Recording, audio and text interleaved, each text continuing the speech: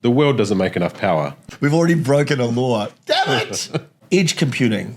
Explain what it is and how it's going to help. 90% of AI requests could be done on device. Open source will outpace proprietary in AI. We're still yet to see the real power of what these things can do. The inevitable end of this is going to be there was a narrative that the only way to do this is by stealing.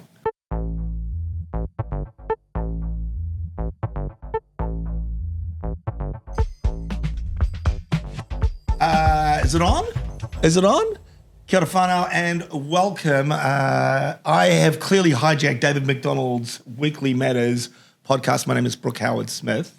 David McDonald, say hi. Hi, this is actually my first time on the podcast. And already hijacked. Already hijacked. Poor security measures. I have been bugging you about this for ages. Every week I trawl through AI news, barely understanding a bit of it.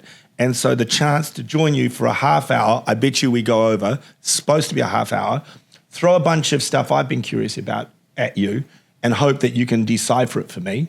Also, while these people watch, they've joined us. And if you have joined us, clearly down at the bottom, we'll put a bunch of references, but it's essential that you guys like, subscribe, let your friends know about this because we're just kicking this thing off, right? Yeah, I'm excited. I think there's so much going on. And I talk about it constantly all day long. Sometimes to yourself. I've seen that, just muttering in the corner. Myself. Not too sure my wife Carmen is actually listening to me ramble on about it. You're always sending me articles. We're obviously talking around in the office about it all the time. We're talking out with our clients. So why not have people watch it on the web so that they can fact check us and then get angry in the comment sections below. A good comment. Make sure you do. Oh, I'd love to, please. And I am that person you can fact check. Today, I've got some news that I thought I'd just throw at you. I want to talk about regulation because we've got to keep this thing kind of serious. Robotics, which that's just to get you excited. Yeah, I put that at the end so I can keep your attention focused and you guys as well. Because that could be a rabbit hole on its own. We could do a whole episode on robotics. And I want to mention how lucky we are to have someone like Being AI and you in the region to where we can actually have a local lens on all of this because at the moment so much is happening around the world, but we've got literally tens of thousands of people in Australia and New Zealand that are looking at this. So we're going to put a local lens on it as well, if you don't mind. Absolutely. Like and subscribe. Pause. We're not doing anything until you like and subscribe. Freeze, David. Freeze. Okay. Done. Worked. Okay. I started panicking about 6 months ago when I was like, this thing is increasing, but it feels like there are some real bottlenecks and some challenges around how does AI continue to increase at the pace it was. Do you want to explain the problem that we were facing first? And then we'll get into some news that might be able to help us understand the future. Yeah, well, so one of the big first panics as we started to see this space explode was going to be around the energy requirements to do all this. Yeah. So the problem in a nutshell was we projected what it took to train these models to date and what it's going to take to run them, the current models that we have, into the future a little bit. And we were like, oh, the world doesn't make enough power to do that. Everyone has to turn off your sparkle right now. Yeah. They're taking up too much power. We can't have AI and wash your clothing. Yeah. So there was like a real genuine understanding that this thing was like just sucking in a lot of power, right? Yeah. And then it opens up a whole lot of moral questions around should we be dedicating that resource to the AI that's curing cancer or making a cool poem on GPT about my mum and my dog and then turning it into a song. Yeah. So I know where I stand on that. That's a dilemma.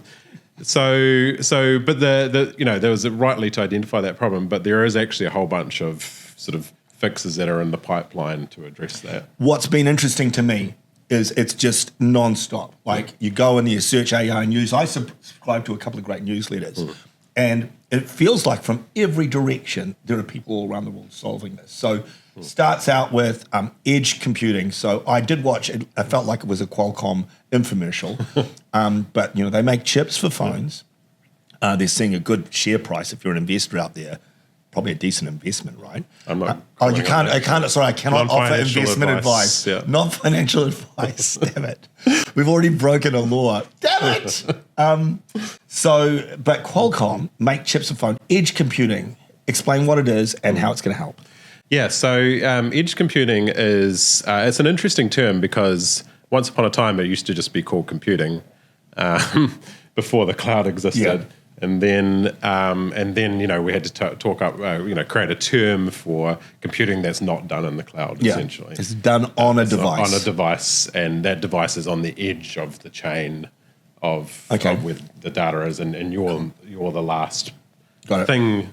It's the last device between you and the information. Yeah. Right, so that's typically what edge device means. And when I was watching this said infomercial, they were saying effectively, they're just thinking about 90% of AI requests could be done on device. Yeah, and I'm not surprised by that number. So this goes back to a few of the things that I was talking about that are going to make the power issue, energy issue, not as much of a problem. One of them is shifting some of the compute to the edge, some of the tasks to your local devices, and to do that, it's also going to drive efficiencies of those models. So you can't have these big, data centers that are processing these things just to squeeze out a little bit of functionality. Yeah. You have to really think smart about how they're going to operate, what purpose they have, and purposely train them and design them for that purpose. And this week in the news, Microsoft released Phi 3.5, which is a small LLM designed specifically for device use. So here you've got effectively the GPU and the LLM all sitting on your device.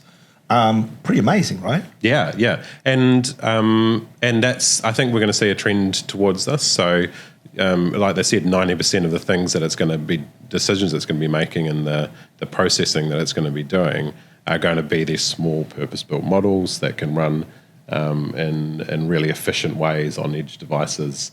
There's a lot of other benefits to doing on the edge is the latency. Yep. So faster processing and getting it to you faster. You don't have to send it across the internet. All the extra power that's required to send data long distances over the internet is cut out. So there's massive efficiency gains doing it that way. I was also talking about the step changes that happened after smartphones.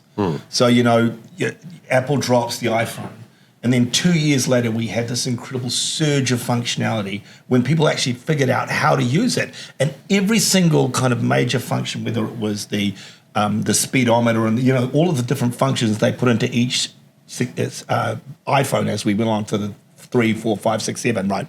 I think your iPhone now probably has I'm going to make this up. Correct me in the comments. There's 100 different measuring tools in your iPhone. Sounds like a very round number. Well, back in you're talking about sensors and each of those sensors gives you more functionality, and then apps are built around those, right? Yeah. Well, the sense of what happens to this thing when it's got an LLM and compute in it, that's kind of really it's going to be incredible. Yeah. The type of functionality that will be built into it. Yeah, so this is the whole rabbit hole on its own. Yes, I think we're still yet to see the real power of what these things can do. One of the things that we know they can do is that they are little reasoning engines. Yes, they can recursively, think about tasks and how to perform them, and then if you feed that back into them, you can get them to make assess and judgment calls on those thoughts. So it's so crazy. Yet another full podcast that we will. If you haven't liked and subscribed, you're going to miss that. I tell you what I did last night, because sometimes, for something like this, one of your team sent me a white paper, right, which I can't read. The moment I see white paper and it's got everything on it, I just give up. But nowadays, I just whack it into GPT or Perplexity and say, summarize this for someone that's 12 years old. Yeah. And it just comes back to me. Distributed computing, distro. Yeah. Explain distributed computing. So this is interesting. So this is we've had some recent advancements in this space and a few papers written on it.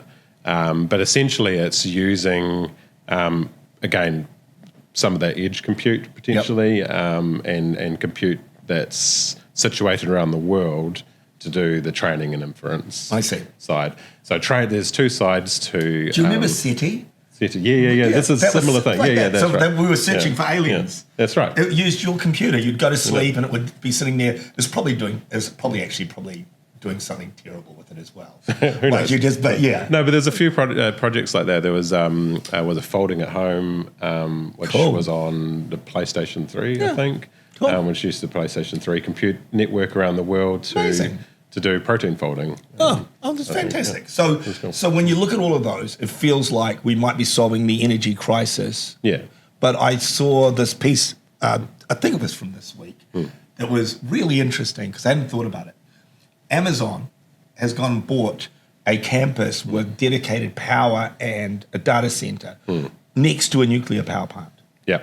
It makes total sense, right? Yeah, of course. These Absolutely. power plants are going to become cities Yeah. of compute around them, right? Yeah, it 100% makes sense. Cuts down the losses of Yeah. transmitting that over large distances. Obviously, nuclear power plants have come a long way in the past few Yeah. decades. You as pro far as or technology against New goes. Zealand? You know, Australia's got a big power plant on the way. I think they're going to move towards that. What about you?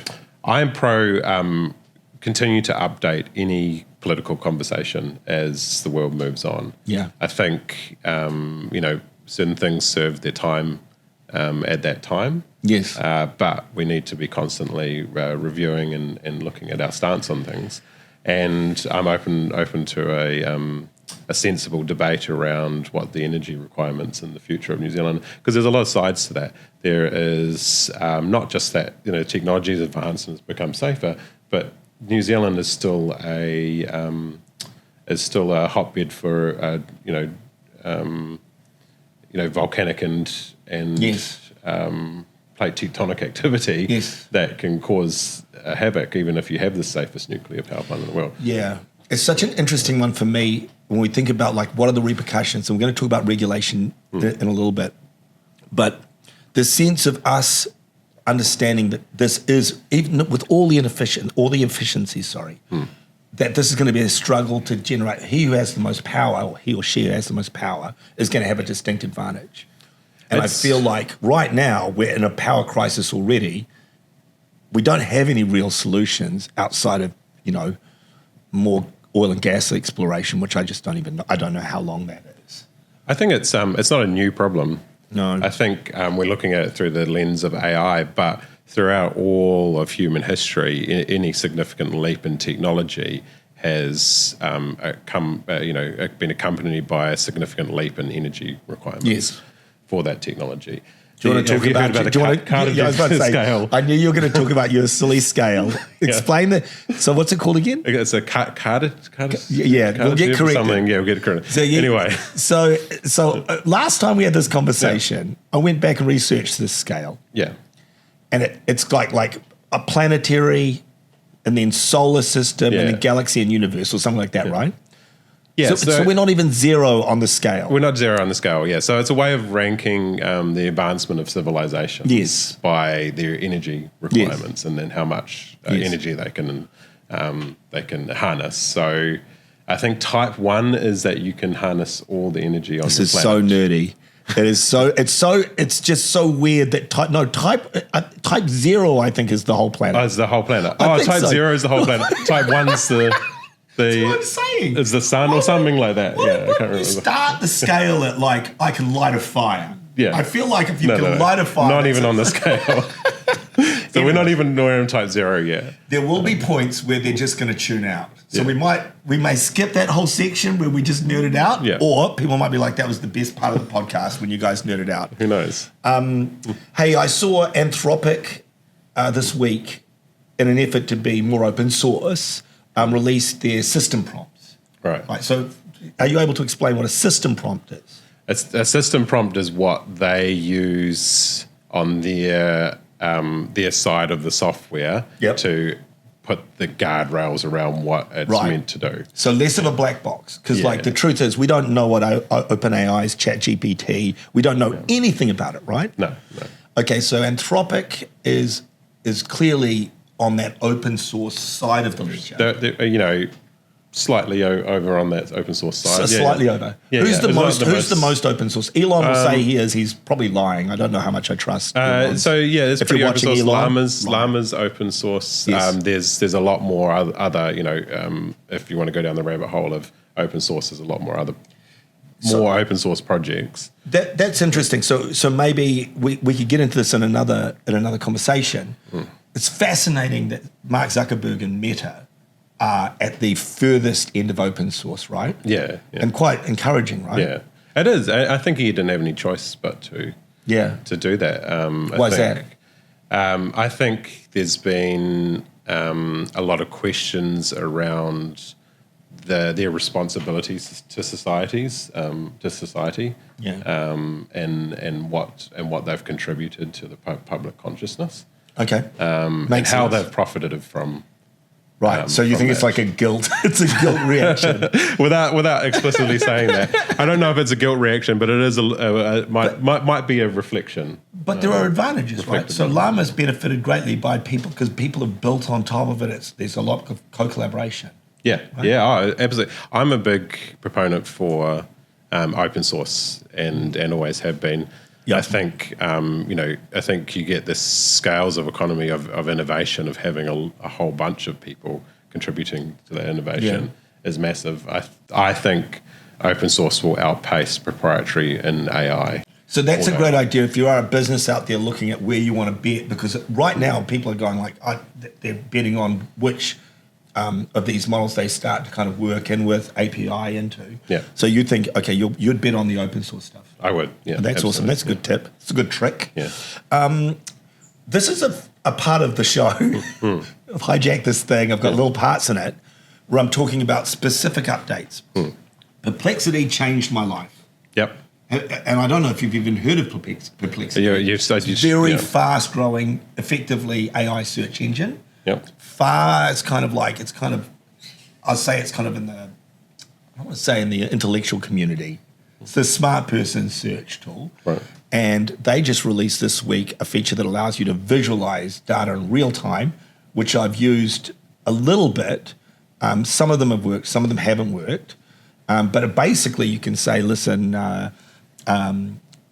create a library of cryptocurrency prices in real time and then visualize Bitcoin. We'll do this in the background. You'll see. And what's interesting is the steps it goes through, right? So you can see on our amazing screen here. Oh, wow. Oh, wow, that's incredible, the steps it's going through. But what I was interesting about this, and it's something we talked about a long time ago, is the visualization. So we know that AI can do these step functions. We know about AutoGPT in the past would connect these into a sequence, right? But Perplexity's built it into a user interface where it's all kind of perfectly displayed, and you can see that they cite the sources that they've got this data from. It's one of the big advantages of Perplexity. They want accuracy. And then it can then visualize that like this in a graph. Yeah. Unbelievable. It's awesome. I think this is step one. I'm going to do a little. Oh, you're going to do a drawing. A little drawing. Well, we spent tens of thousands on this technology, so thank God for that. Yeah. Okay. And wow, you guys can see it up there on the screen. Okay. See that? No pressure, buddy. I might just make a bigger brush there. Okay. Okay. So good work. I'm going to call this the David Shev scale. David Shev scale. Yeah. Okay. Yep. Great. So 1 0 here and 10 up here. Yep. And 10 up here is, fully autonomous artificial intelligent agents that can do everything. Yep, they can run. And we're talking about a perfect digital twin that is, or something like that. Right? Capable of doing everything and more than we can possibly imagine right now. Yep. Cool. And if we go back to where we are right now, I think we're at 0.1 on the scale.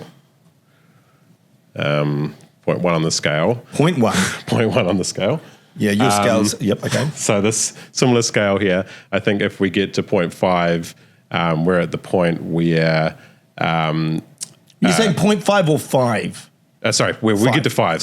When we get to 5, we're at the point where we no longer need apps or websites or... I see. All those sorts of interfaces are completely replaced by our own personal AI agents that and this is, we've talked about this transition between, interfaces that rely on humans' input 2 eyes, a mouth, Yeah.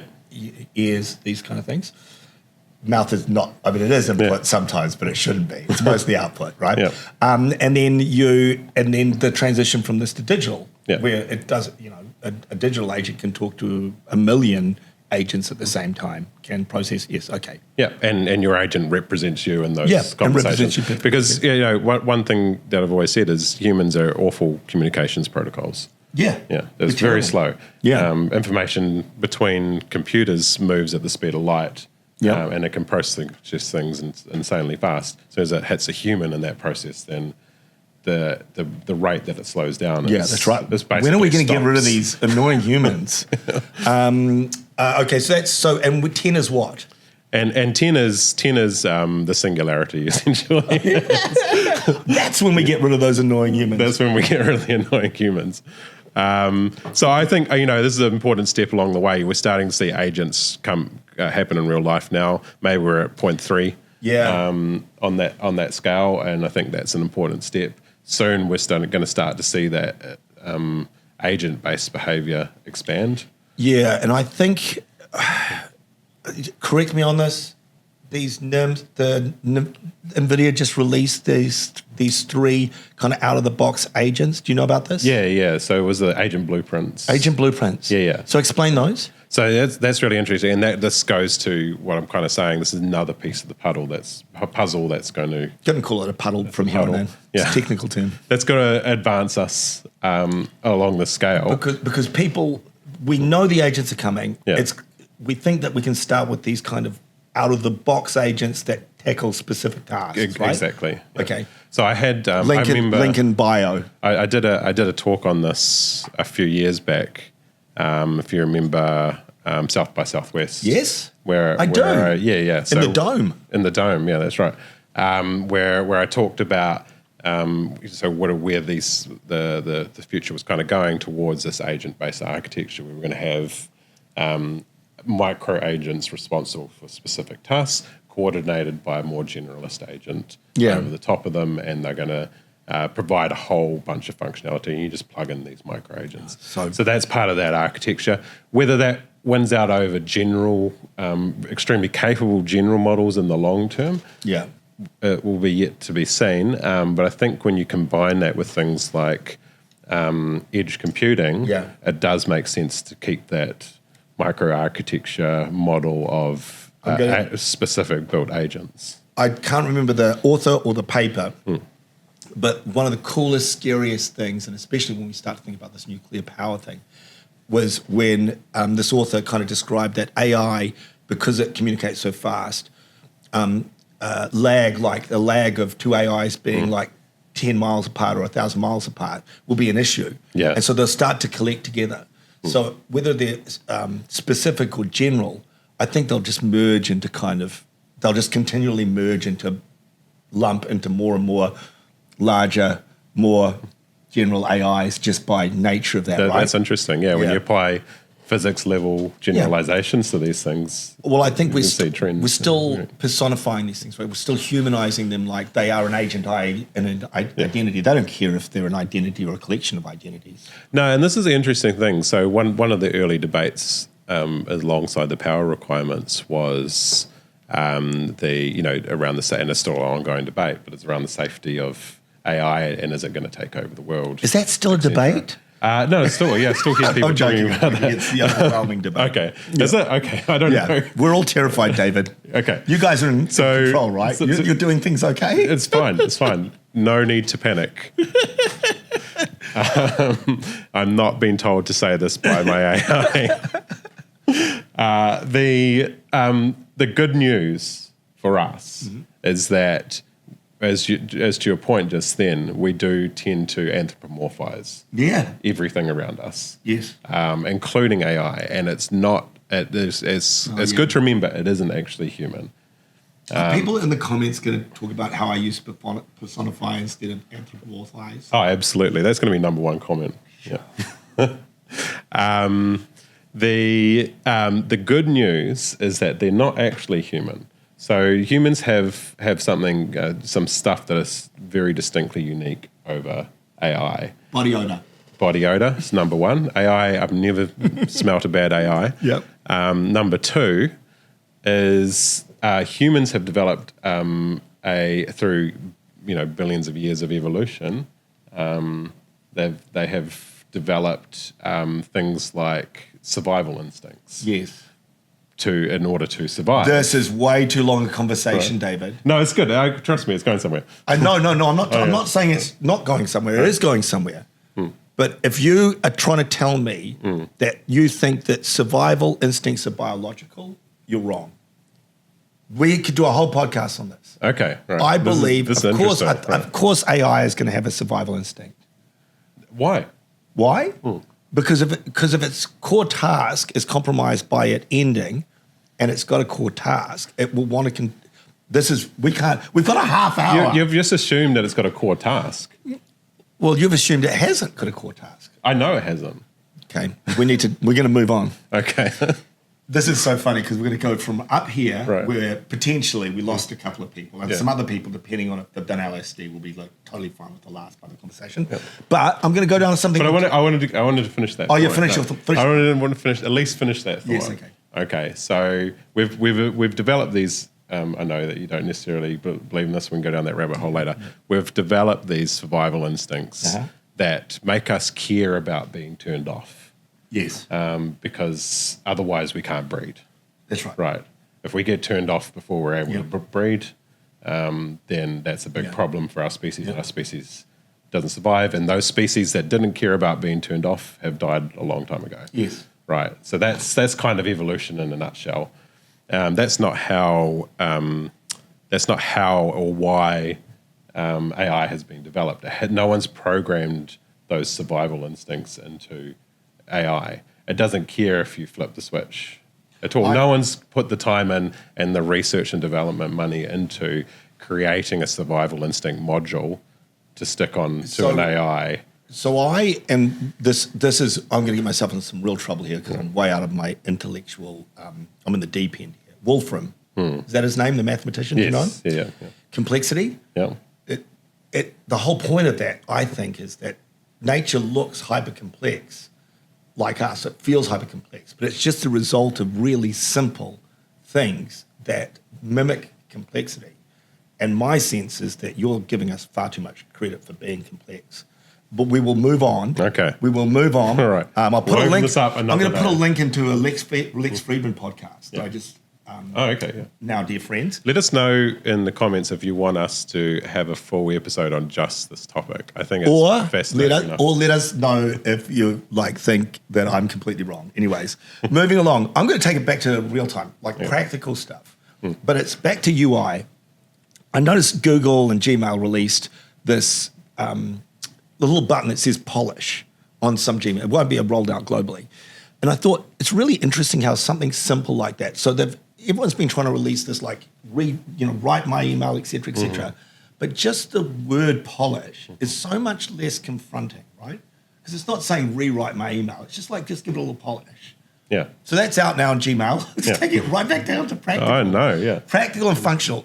I want to take that out of practical. Okay, yep, go for gold. As I tend to. Yeah. But I think this is a signal around what's going to happen to a lot of projects out there that have been focusing on building wrappers around things like GPT and Gemini and those sorts of things to do this functionality. Yeah. The big players are just going to go make that native functionality of their existing products. 100%. I think I've seen a lot of projects that have that have spun up in the past few months around just solving that problem on its own. Yeah. And now they've been superseded overnight. It's actually the scariest thing when you think about startups. So becoming a startup is going to be easier than ever before. Yeah. These things will write up your business plan, identify the problem, all of these things. One of the biggest challenges is, how are you going to compete with those big entities? And my sense is, like you say, if you've got Gmail will solve, you don't need meeting taking notes. If you're already in a Google Hangout, it's done. Yep. I want to get on a little bit to something that's more in my lane, and it's because over the last couple of weeks I've been at creative agencies. Midjourney, which, is a couple of years of just absolutely trailblazing at the front. They've reintroduced their free trial. They've got hundreds, thousands of people a day using Midjourney. Is it something that, like that creative stuff, are you using them at all? Yeah, no, I've used I use them for fun and for work and cool. Watch this. Yeah. Monkey eating a blue banana sitting on top of a dragon. Wow. Amazing. That's now watch incredible. this. Yeah. Dragon eating a red banana sitting on top of a monkey. Oh, it's not as good as the last one. Mind-blowing though, right? Absolutely mind-blowing. And that, boom, like that. So the release... It's funny how that was just a paint picture. The way I drew it myself. But I'm interested in Midjourney, Midjourney because it's a little bit like GPT. Yeah. It shows people, anyone can get in there now. Now that it's out of Discord, by the way, it is out of Discord, which was the stupidest user interface ever. It's terrible. It's like incredible. And so you can just go to midjourney.com now and you can sign up and you get 25 free images and then you've got to go on. But not sponsored. It's not sponsored. Sponsored by Velvet Coffee. Not sponsored. Velvet. Drink your coffee if it's Velvet. If it's Velvet, yeah. Ideogram is a competitor. And on the same day that Midjourney released their 25 lifetime free images, Ideogram, you can get 10 images a day. It's pretty good. Check it out. These are some of the images that we created on there. I'm not even going to guess what these ones are. No. But they're amazing. And this one. So Ideogram, decent. It's still images. And then Lunar Labs Dream Machine 1.5. 1.5 years ago, we had this crazy image of Will Smith eating spaghetti and was like, wow, video rendering, AI is crazy, but boy, it's far away. We might be 3 years away. Yeah. And then now, if you look at what Sora can do, videos like this, which are completely and utterly, AI generated. This has never happened before. These are huskies walking through snow. It's incredible what they're doing. Where do you see this going? Who's most effective? What's the outcome?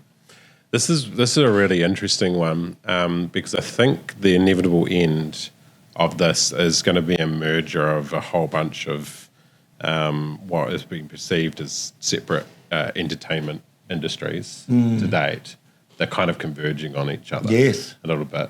So if you explain, if you project out the ability to create video, then obviously that has really, really obvious impacts on the film and television industry. Yeah. So it creates it'll supersede a bunch of jobs that are already in that space. Yep. But it'll also create tools that give more people access to levels of creativity they didn't have access to before. And if you look at the gaming space, one of the interesting things that's happening in gaming space is massive. It's bigger than the film and television industry in totality. Those are going to clash at some point because once you can have Sora and generative video models work in real time, that replaces a game engine. That replaces a game. All you need is someone to build the bones of a story to tell, to prompt. And a way of some underlying fabric under that keeps the memory of what's happened, a database underneath it, and you've got any game in the world that anybody can imagine. It's so funny because you're a gamer. You've come from gaming, so you're always thinking about that sense of it moving into this interactive space. Storytelling. I've been hanging around these creative agencies, and up until about a week ago, I was thinking they were in trouble. Then I got in there, and there's so many creative brains in there. I suddenly realized I think they're going to become movie studios. A creative agency with 20, 30 people in it, creatives who have funding, they've got connections to the funders, the advertisers, I think the real people that might be movie studios still have IP, which is important. But I just think everyone moves up a level. I think everybody goes up. Consumers become creators, a little bit like Instagram did to photography. You'll be able to create your own TV shows. But I think it's really fascinating. And it all starts, if you haven't tried Midjourney or Sora or Lunar Labs Dream Machine, we've got links down the bottom. Get on there because you'll get a sense of just how amazingly incredible these tools are. How much time do we have left, guys? Are we already over time? We're going okay. Yeah. This is fantastic. Monkey eating a dragon on a blue banana. Done. Hey, this is a segue. On a blue, eating a dragon. Yeah, it's on a blue banana. And this is a segue because Midjourney, controversial. Right. Clearly trained on a lot of other people's work. Yeah. Right? Yeah. And we're entering a space now where, you might have seen Anthropic's been sued this week. We can't, if we did a news show, a weekly AI news show, it's worthless even talking about people being sued because they're all getting sued. Yeah, they have a list, like a scrolling list of who's being sued right now. Who's being sued right now. And it's really interesting because the people that have been, or the entities that have been used for the training are a collection of artists, but they're artists whose IP is owned by huge companies. Yeah, yeah. And so if you look back at something like 10 years ago when, 8 years ago when Instagram started taking off, and there was all this clear rights infringement with music that was happening. Well, eventually, and I don't know if you saw, but Sony is suing the Marriott Hotel Group for $140 million for historical infringement. Oh, wow. And now, Sony, if you're sitting there and you want to think about these kind of extractive companies that know how to make money, have big legal teams, well, listen, publishing houses have them. All the rights holders have them. And so whilst we're seeing this huge growth of these engines, where do you see this going? So this is interesting, and I think there was a narrative being spread out there that that the only way to do this is by stealing. Yeah. But I think that's been proven incorrect by fantastic Kiwi companies like Gen AI. Yes. That's the world's leading generative music model. Yeah. Right now is made here in New Zealand by Futureverse. Ethically trained. Ethically trained on every. Are we going to put a disclosure in here that we are shareholders? We're shareholders through Futureverse. But this is proof that you can do it. It is the best performing model in the world for generating music. It is trained exclusively on licensed music, improvably on licensed music. And so do you think that these kind of rogue, like the Midjourneys, and it's funny, the rogue ones are the two, like Midjourney and OpenAI are clearly are the people that led this, but were clearly training on a lot of data that they maybe shouldn't have been. Yeah, and I think it's going to be an ongoing debate. I think then we need to have clear lines of separation between things. Because I think there's going to be a lot of grey area where, okay, that was clearly public. Yes. That wasn't somebody's, private creative works. Yeah. That was just a public thing. That's okay. Yeah. That versus, okay, you've just gone and stolen all this person's catalogue of, their entire lives of art. That's right. And plagiarised it. And I think it's going to be up to regulators to sensibly have conversations on both sides of the fence and draw those lines. We've just seen in California, it's a great segue as well, because we've just seen in California SB 1047, which is effectively an AI safety measure that's been introduced there. And it started out, it was dystopian crazy. Effectively, it started out with, like, if you create one of these models and someone uses it for something bad, then you will be liable. It's ridiculous. Yeah, that was ridiculous. Yeah. But we've seen rewrites and amendments, and it now looks like, and I can't speak for them, I feel like most of the major, I know it's really interesting, the people that are left on the wrong side of the fence, on the other side of the fence opposing them, are investors. Yeah, Think right. Horowitz and A16 and people like that are pretty worried about this because, again, it's their money at stake. But that looked like regulators and industry experts going, we need to find a mid-ground here, right? Yeah. So what is our biggest challenge in so let's bring it back to New Zealand and Australia again now, because we're probably one of the least regulated areas, are we? Yeah, where we don't. You have projects out of China looking at New Zealand data because, how much does it cost to do a privacy breach in New Zealand? A couple of grand and a slap on the wrist. Right. So Australia's up to 50 million right now, and it's going to get worse with GDPR. So where do you see us? You're saying we're too relaxed, and Australia's too. We're not too relaxed. I don't think we have I think when the guardrails do come, a lot of people are going to be caught with their pants down. Would you go California or Europe? Or somewhere else? Ask me again in 90 days. Okay, done. Put a note on that in my calendar. Ask, hey, Siri, ask... No, I don't. No. I've turned my phone off anyways. Now, I get to... I've teased you, like we teased this, because we're excited about robotics. Yes. Oh, yeah. It's a robotics. Yeah. I just don't want to do it on the regulatory space. Okay. I think a lot of people are going to be caught with their pants down, as I said. And I think businesses, just to bring it back to let's something bring critical, about businesses. Yeah. Businesses, our audience out there, people who run and own businesses, is you've got to think about how you're managing the process, the regulatory process within your business. So that's governance, right? AI governance. Yeah. And what solutions and policies you have in place, and then what systems you have in place to enforce those policies. You can create the world's greatest policy on anything, but without the capability and the tools to enforce it, it's completely useless. Getting out there, it's really interesting because if you haven't created those policies, your team is definitely using AI, and they're definitely probably bending or breaking some laws right now, right? 100%. Yeah. And so opening yourself up to those kind of again, we've got to think back to the sense that there will be people that look back historically and are able to sue, fine, etc. More and more so. So that is really important. Good plug, by the way. Yeah. I thought we were about to get into robotics, and you took it back to business school. I know. Yeah. Okay, done. High five. Done. Yeah. We're achieving. There is actually a golden rule never to high five in a podcast because, if you get it wrong, that's massive. That's true. So this is interesting because I know you're a robotics guy, right? And for 20 years, we've watched Boston Dynamics, right? Yeah. Who I did some research. Boston Dynamics, $4.75 billion in funding over 226 rounds. Have you ever heard of anything like 226 rounds?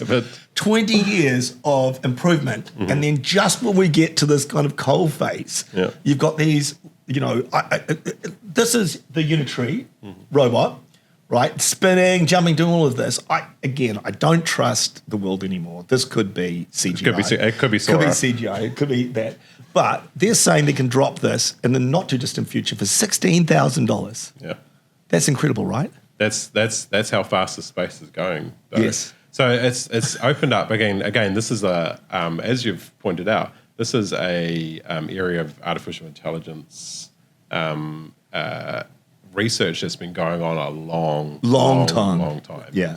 And a lot of money's gone into it in the background. And the whole world's loved to see, Boston Dynamics progress through that from their janky robots in the beginning to, the ones doing flips and all sorts of cool stuff. Play some footage of one of them when they poke the dog. Oh, yeah. That's one of the old ones. Yeah, that's right. That's right. And then they got the spot. That's really cool. Yeah. And now that space is going to explode. So I hope Boston Dynamics does well and can change with. I would hate to see the American military lose out on their investment. When you put it that way. I think the interesting part for me, just before we went to air on what is now probably arguably the greatest podcast of all time. I think so. Yeah, feels good, right? Like and subscribe. I got a video from one of our team members, Disney, right. And so this is a robotics in use, and this is the interesting part because when we look at this the Unitree robot, $16,000, this idea. They're saying this is not going to make you breakfast or cut your hair or any of this. Right. It's a research robot, right? So it's for people to kind of try to find use cases for it. But this is Disney, and I'm just going to guess this because I saw it just before us.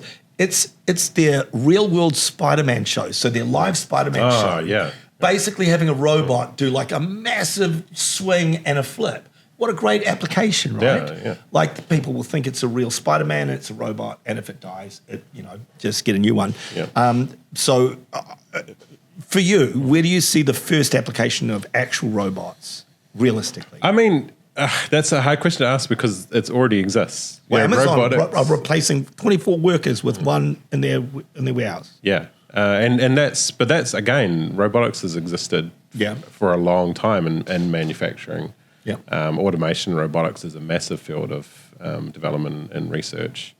I think if we want to talk about humanoid robots, when we're first going to see those, I question whether the humanoid robot is the right form factor, to be honest. Yeah. I think maybe just like we have these squirrels, robot squirrels, yeah. Like we have these machine learning models, these micro models that we were talking about earlier.